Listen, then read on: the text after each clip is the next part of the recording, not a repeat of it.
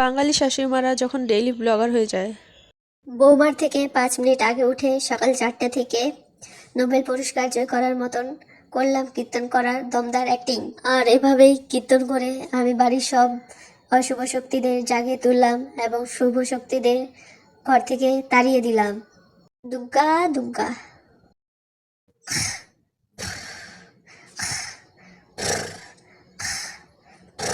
তারপর সারাদিন ঘুমিয়ে ঘুমিয়ে রাখলাম স্বাস্থ্যের খেয়াল।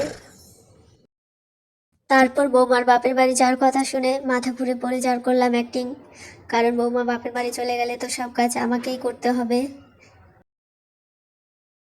তারপর আমার বুড়ো বৌমার বানানো খাবারের প্রশংসা করাতে তার ফিলিংটা একটু ভালো করে সেট করে দিলাম।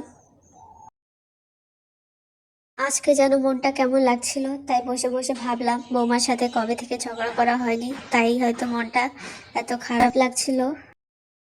তারপর বৌমা নাড়ু বানিয়েছে আর আমাকে প্রথম খেতে দিয়েছে, আর আমিও ঝগড়া করার সুযোগ পেয়ে গেলাম।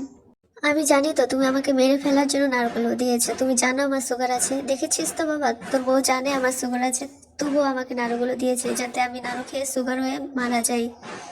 এভাবে বাবান আর বাবানের বউর মধ্যে ঝগড়া লাগে, আমার মনটা এখন ভালো লাগছে।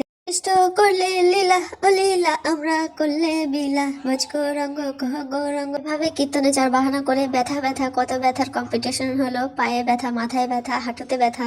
তারপর হারুর মা তার বৌমার নামে নিন্দে করছিল, আর এই শুনে আমিও আমার বৌমার নামে কিছু মিথ্যে নিন্দে করে আসলাম, আর তাকে বললাম আমার বৌমা কিভাবে আমাকে নাড়ু খাইয়ে মারার চেষ্টা করেছিল। এভাবে বোমাদের নামে নিন্দে করে আমাদের শেষ হলো কার থেকে কে আগে পটল তুলবে তার কম্পিটিশন।